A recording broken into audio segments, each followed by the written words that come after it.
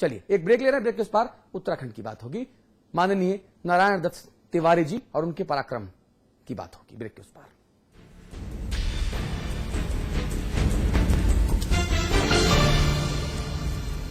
अपने मेहमानों को सादा पानी मत पिलाओ, जरा कैच पियोस तो मिलाओ। आम पन्ना, नींबू पानी, जलजीरा, वाटरमेलन, रोज और ऑरेंज जैसे मजेदार फ्लेवर्स में।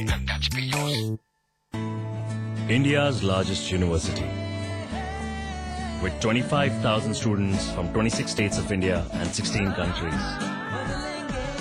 25 international tie-ups. Placements in 300 corporates. Hostel facility for 15,000 students. Ranked amongst the top universities of India. 600-acre campus. Lovely professional university. Transforming education, transforming India.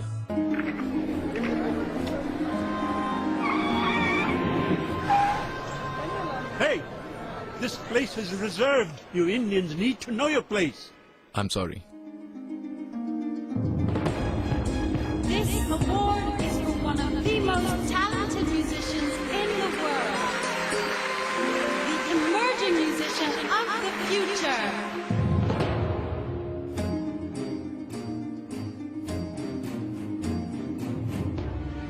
हम हिंदुस्तानियों को अपनी जगह अच्छी तरह मालूम है, मगर दुनिया जरा देर से पहचानती है।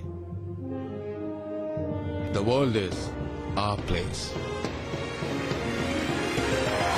जिस तरफ उठे नजर जीत है हमारी। Compliments from India. मुंह में रजनीगंधा, कदमों में दुनिया।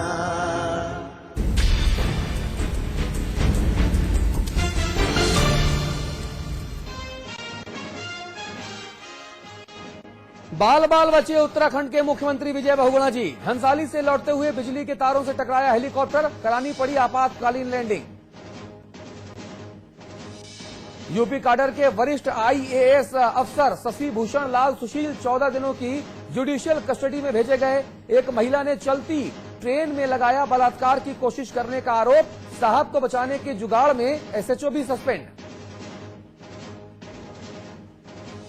लखनऊ के बीजेपी दफ्तर में लगी भीषण आग, एयर कंडीशनर में शॉर्ट सर्किट की वजह से लगी आग, फायर ब्रिगेड ने आग पर काबू पाया।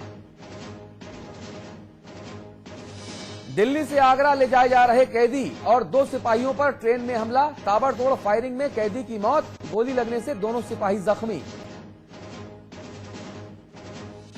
नितिन गडकरी ने कांग्रेस महासचिव दिग्विजय सिंह पर ठोका मानहानि का मुकदमा।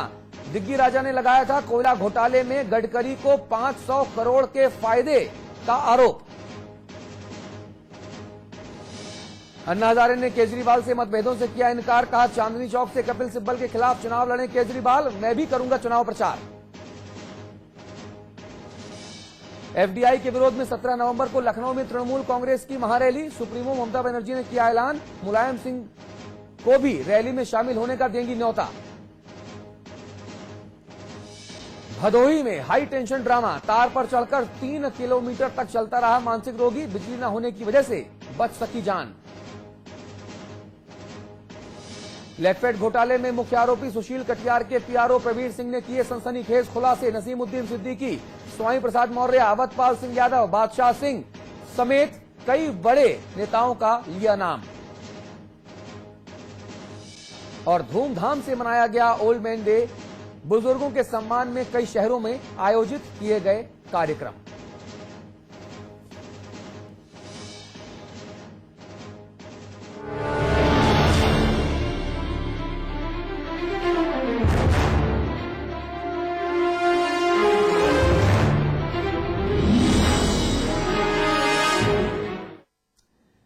और अब बात करेंगे वरिष्ठ कांग्रेस नेता नारायण दत्त तिवारी साहब की। लंबे वक्त से सक्रिय राजनीति से दूर रहने वाले तिवारी जी ने इच्छा जताई है कि अगर मौका मिला तो वो फिर से इस उम्र में राजनीति में सक्रिय होना चाहते हैं। इधर तिवारी जी ने संकेत दिए, उधर सियासी गलियारों में कई सारी चर्चाएं तैर गई।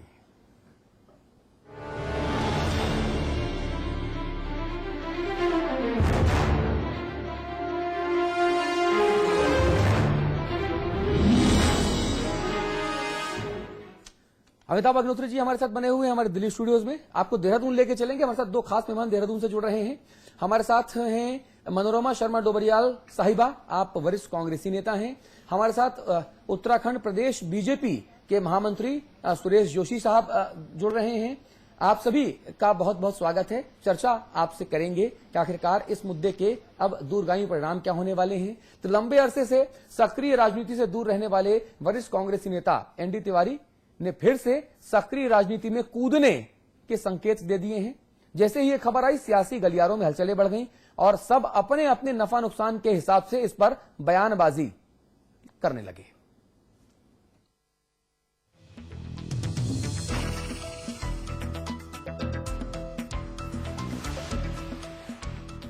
सियासत में ना कोई बूढ़ा होता है ना रिटायर, बाकी दूसरे पेशों से अलग। सियासत में जैसे जैसे इंसान की उम्र बढ़ती जाती है, उसका कद वैसे वैसे बढ़ता जाता है। कुछ ऐसा ही कद रहा है उत्तर प्रदेश और उत्तराखंड के पूर्व मुख्यमंत्री रहे नारायण दत्त तिवारी का, जो 2009 में आंध्र प्रदेश राज्यपाल पद से इस्तीफे के बाद से सक्रिय राजनीति से दूर हो गए।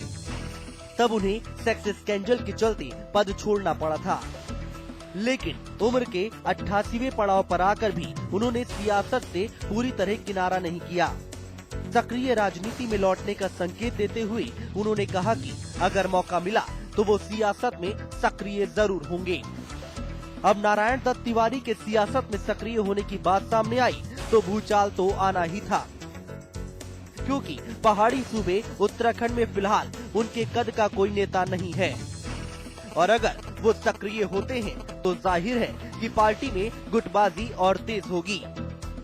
किसी जमाने में गांधी परिवार के बेहद करीबी रहे तिवारी जी को फिलहाल कांग्रेस ने हाशिए पर ला दिया है। जिन तिवारी जी की जरा सी बात पर 10 जनपद हिल जाता था, आज वो लगातार अनसुने किए जा रहे हैं। हालांकि कांग्रेसी इस बात को मानते हैं, इतने बड़े कद के नेता का सही जगह इस्तेमाल होना चाहिए। जो उनकी जो सोच है, जो उनकी दृष्टि है, जो उनका अनुभव है, उत्तराखंड में निश्चित रूप से उनकी आवश्यकता है। उनका बहुत बड़ा योगदान रहा है उत्तराखंड के निर्माण के बाद, उत्तराखंड के अंदर लोगों की आशाओं को पूरा करने के लिए 5 वर्ष तक उनके नेतृत्व में अवस्थापना विकास में इस प्रदेश को विकास के रास्ते में जाने बहुत काम सरकार ने किए। वहीं दूसरी तरफ है बीजेपी, जो लगातार इस ताक में रहती है कब मौका मिले और तिवारी को अपने पाले में खींचा जाए। ऐसे में जब तिवारी जी की तरफ से सक्रिय होने के संकेत मिले तो बीजेपी ने भी उनकी शान में कसीदे पढ़ना शुरू कर दिया। अगर तिवारी जी की इच्छा है तो कांग्रेस के वो सिपाही हैं, तो कांग्रेस को उनकी इच्छा का सम्मान करना चाहिए। ये तो मामला सीधे सीधे 10 जनपद से जुड़ा हुआ है। इतना कह सकता हूं कि एक राजनीतिक जीवन में जो तिवारी जी ने काम किया, उन्होंने मूल्य आधारित राजनीति की है। अब तिवारी जी कब मेन स्ट्रीम में आएंगे, वो चुनावी राजनीति में आएंगे या नहीं, इसका जवाब तो जब मिलेगा तब मिलेगा। लेकिन उनके संकेतों से सियासी गलियारों में हलचल मचनी शुरू हो गई है। राजनीति के माहिर खिलाड़ी कहे जाने वाले एनडी तिवारी ने एक बार फिर सक्रिय राजनीति में आने की इच्छा जताई है। पिछले कई सालों से कांग्रेस ने उन्हें सक्रिय राजनीति से दूर ही रखा है, लेकिन एनडी तिवारी की इस इच्छा के बाद क्या कांग्रेस इस पर कुछ तवज्जो देगी, ये तो आने वाला वक्त ही बताएगा। लेकिन तिवारी के इस बयान ने प्रदेश में एक बार फिर राजनीति गर्म कर दी है। कैमरामैन पवन के साथ मैं पंकज पवार, देहरादून, समाचार प्लस। चलिए चर्चा शुरू करते हैं। कहते हैं सीखने की, समझने की, सिखाने की कोई उम्र होती नहीं है। माननीय तिवारी जी का जो बयान है, जो उनके जीवन के 88वें बरस में जो उनकी इच्छा है, इस इच्छा का सम्मान होना चाहिए। जाहिर तौर पे ये कई सारे लोगों को एक सीख के तौर पे भी है, नसीहत के तौर पे भी है कि इस उम्र में भी वो खुद को इतने तरोताजा महसूस करते हैं, वो खुद को नौजवान महसूस करते हैं और अभी भी वो सक्रिय राजनीति में आना चाहते हैं। इस इच्छा के लिए उनका सम्मान होना चाहिए। और वो कहते भी अमिताभ जी कि दिल तो बच्चा है जी।